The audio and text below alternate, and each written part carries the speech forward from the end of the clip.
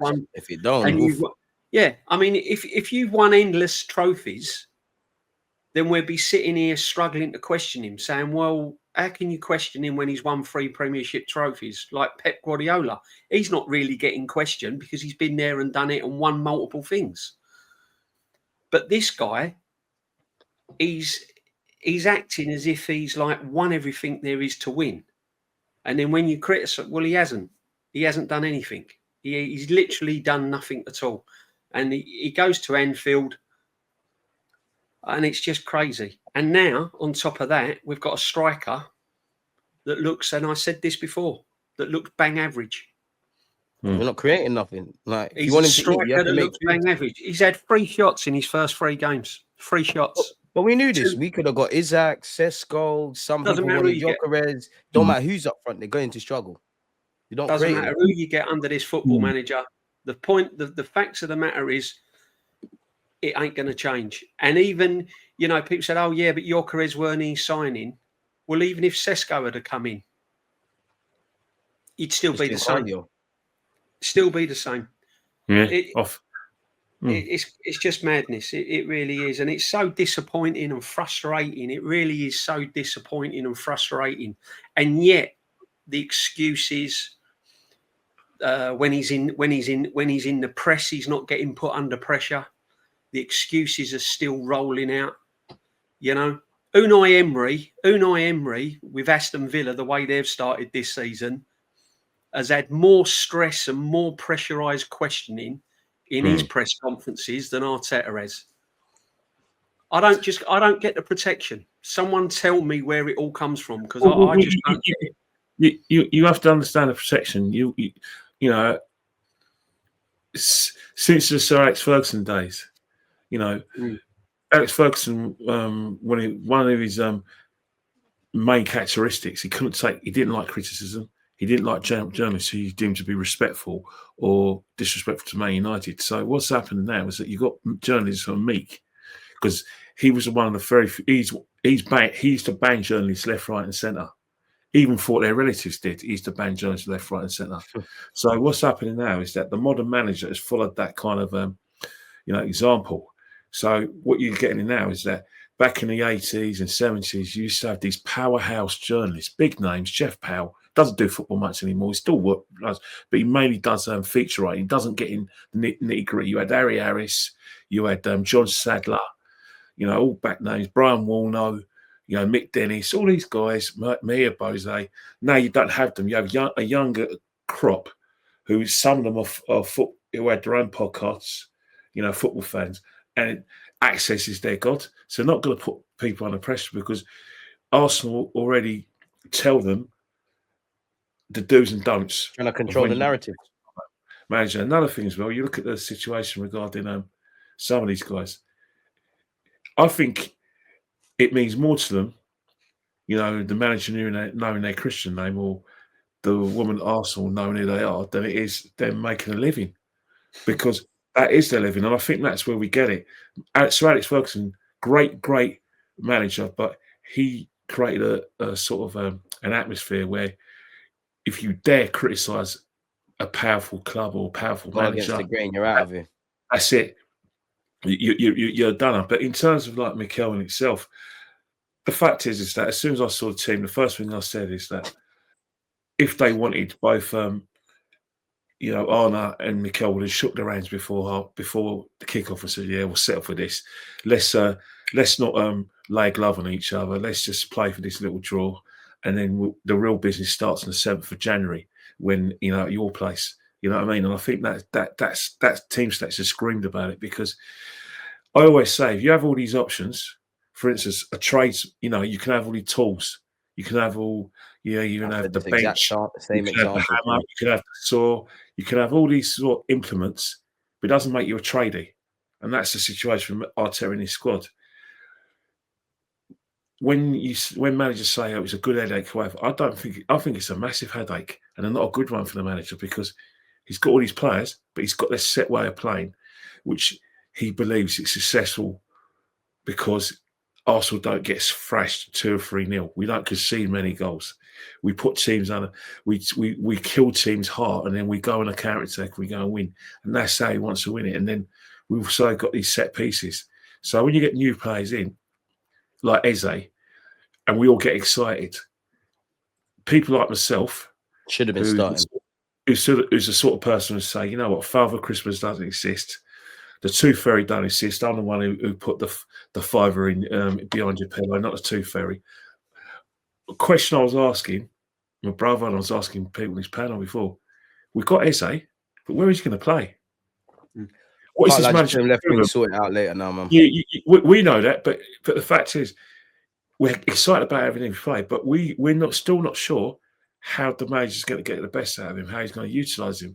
We looked at Gyökeres, an out-and-out striker, and the first question we said is, how is this manager going to alter the style of play to get the best out of him? And that's the situation. We've got all this, because of injuries, we've got a massive squad. But I watched the game, and I couldn't help thinking, Liverpool, we're bullying Liverpool. Yes, we control possession. Yes, we neutralise Salah. But what Liverpool did in the second half is that they got in amongst us. They pressed and earned the right to play. And then it was like further up the field. They knew he weren't leave man up there. They stopped going down the wings. They got Wirtz on the ball. He started making slide through passes, and then we were on the back foot.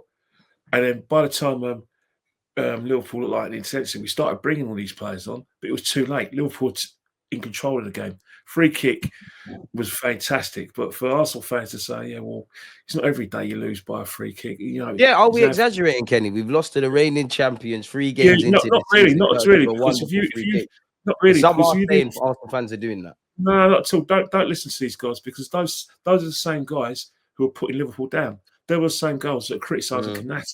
They're the same guys who are saying Liverpool are very vulnerable defensively, and that they're terrible and they're awful. Those sort of the adjectives I was hearing, and that you only have to watch the fan cams where people said, this is the first time when I'm going around Anfield where I go with a lot of confidence after we beat the mighty Leeds, who just came from the Championship. The mighty Leeds, who didn't even lay the glove on us.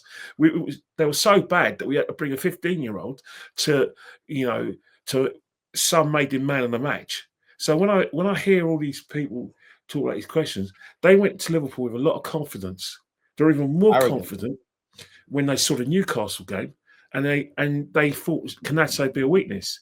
Little did they know, and little do they know about football. So can't just turn the clock back and say, well, we didn't lose to Bolton, we lost to Liverpool. Hang on here. This is Liverpool last season that you didn't rate. You thought that because Man City were off the tangent, that it was us to win the title. What's changed? And then some of you wanting the manager sacked because Liverpool had a temerity to win the title over us.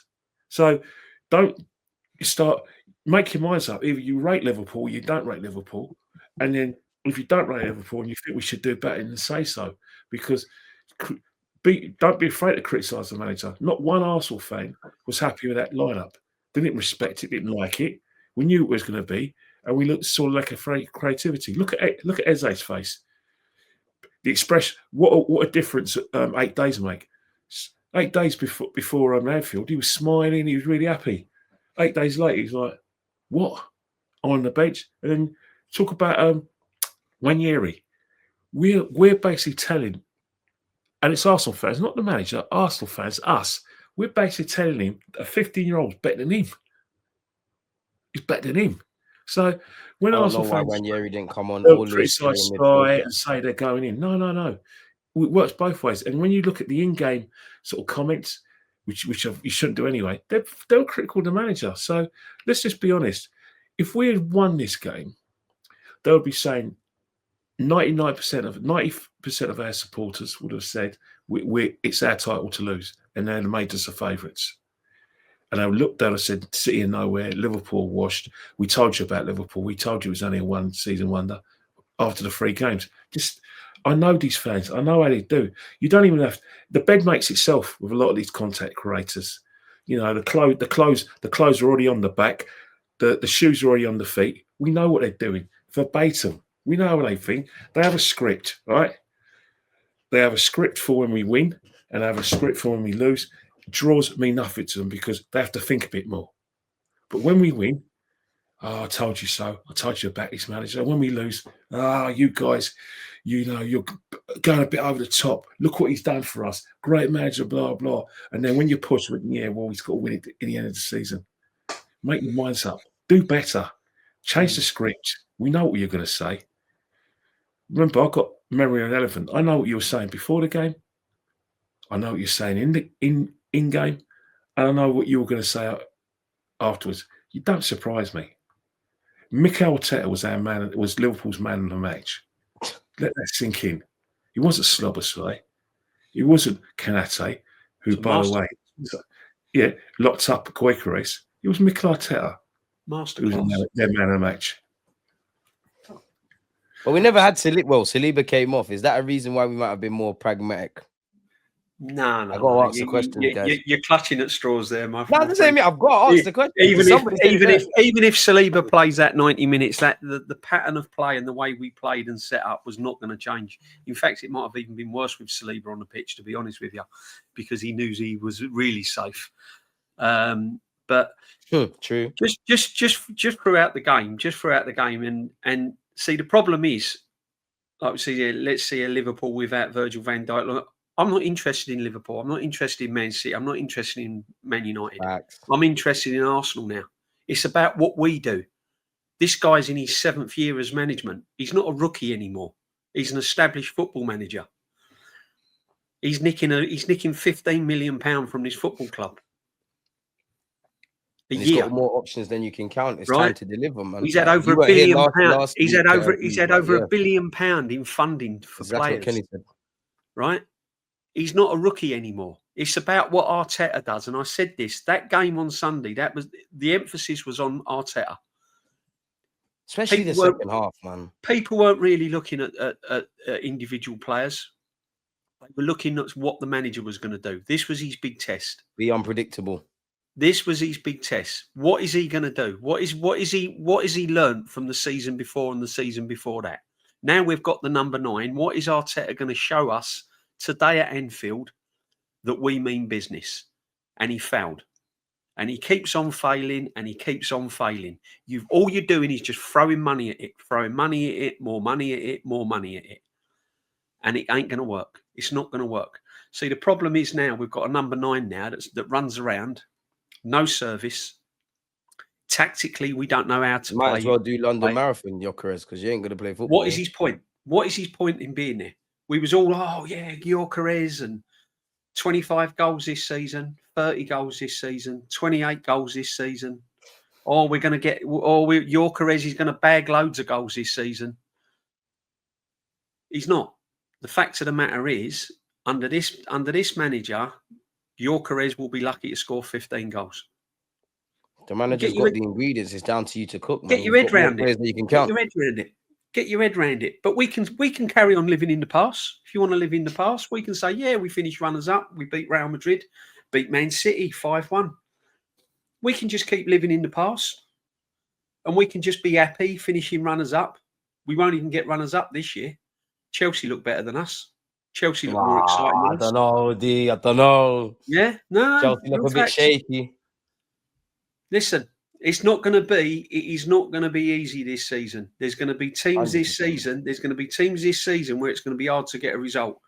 Everton are looking good. He's turned them around. Who'd have thought Jack Grealish, eh? I don't want Jack Grealish. He's washed up. His legs are gone. Really? But you're happy to have Martinelli on the left, yeah? This is where we've come to. This is where we've come to the football club. The expectations of the majority of the fan base of this football club is happy just to sit in the slow lane and just plod along. Just plod along. And every now and again have their day out in the sun. Every now and again have their day out where they go, oh yeah, we beat Man City at home, or have their one-off result, and they're happy just to lap it all up and rub people's noses in it. I told you so. Long term, week in, week out, competition in, competition out. Tactically, he's inept. In-game management, he's inept. And he's getting found out. If we can see it, how do you think other coaches that are more qualified than us can see it? They've seen it though. They've seen it though. It's easy. They've seen it. You think about it. They know things ain't going to change. You think about it. We're in danger of a crucial fact, because at the moment it can be like I said, become a myth. Sometimes when I watch us play, and when I watched us play last season, and I saw the Liverpool game, I always say to myself, I think the 23-24 season is as good as it's going to get under this guy. Because that time, despite the fact that there was always you always felt you had to sleep with the lights on, with one eye open, because of the Man City, run. But you always felt that after the Crystal Palace game, when they came back from the Middle East, where Declan Rice became a dead balls specialist, a Saka on the other side, and we basically were smashing teams with set pieces. We're going to places and said, you know what, get out of our way. We bullied them, battered them. We played power football. And then we got to a situation where we went to the Etihad and we reverted to our type. Didn't go there to lay down a marker. Got a draw. Even though it doesn't really matter, because at the end of the day it didn't matter, because we still had the points. So Paul Scholes was right in one aspect, but he was probably harsh in other aspects. That's the Villa game when he made a change. He tried to be adventurous, killed him. And then afterwards we went back to be playing power football. That was probably his best side he's ever had.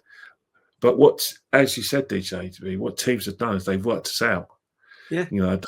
Low teams have come with the low block.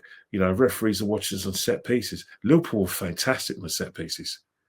See the way they were grabbing Gabriel Magalhaes? They done their homework. It was cute, because this is how you get away with a foul. You can foul, but don't hold on. Exactly. Do this. You played a game where if someone's on you, right? You do this, especially when the camera's on. If the camera's ain't on, you do that. When someone's on, you just do that, or bump into them, and then that's it. The ball's over. They can't move. But when you're doing that, you're giving away a penalty. Or you know what I mean? And that's what Liverpool did. The smaller players were very subtle. They fouled them, but what happened is they didn't. Referees only give free kicks if it's held. If it's like little contact, the referees don't know. You jump into them. And that's the thing. But it was happening last season. Teams got wise up to us, and then the low block. That's how teams are beginning to work us out. That's why you buy Gyökeres, you buy Eze, you basically shake the tree and you think, right, there's another way to play. You buy Zubimendi, you think, right, blah, blah, let's see if we can shake the tree. Let's move the compass tactically in a different direction. The problem is that it's up here. When you're so entrenched, in how we should play, and then you're so entrenched about, the personnel that we play. You will have situations with Saliba where Saliba's clearly turned his ankle inside out, can't run to save it, but adrenaline makes him want to play. The manager thinks, yeah, you're my best defender, I need you, and blah, blah. He did well. You bring him on. But what's happened is that the first tactical, like I said, mistake he made was that in playing Saliba, that's one less attacking player we could have brought on, because we've wasted that substitution on a defender when you're trying to win the game. If you're going to try and win the game, you go goal down. You don't want to be one substitute down because an injured player's played, and that's him all along. He is married to the system and he's married to the personnel. Players who've signed to his football club, they're going to be find it very difficult to dislodge certain players. The Martinelli thing is going to be in his gravestone, because I called it out 2 seasons ago that it's not going to work with this guy. We've seen the best of Martinelli, and people push back.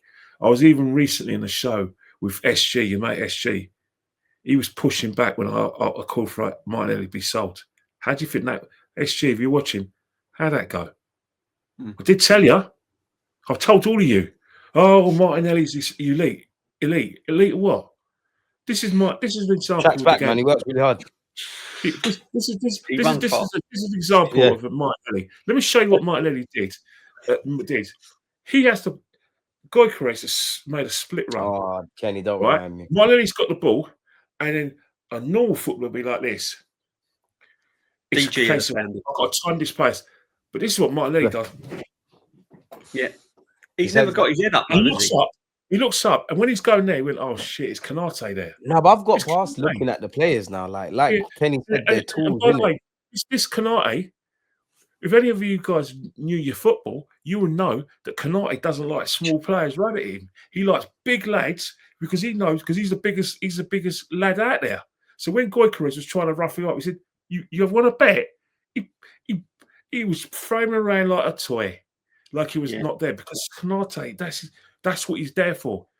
The ball playing and reading the game is Van Dijk. Konate's there to beat people up. Look at the way Liverpool fans were going, screaming at him like a cult hero. And he was going up the cop, going like that after what he did to Martinelli, because they don't recognise physically you ain't winning any battles with this guy.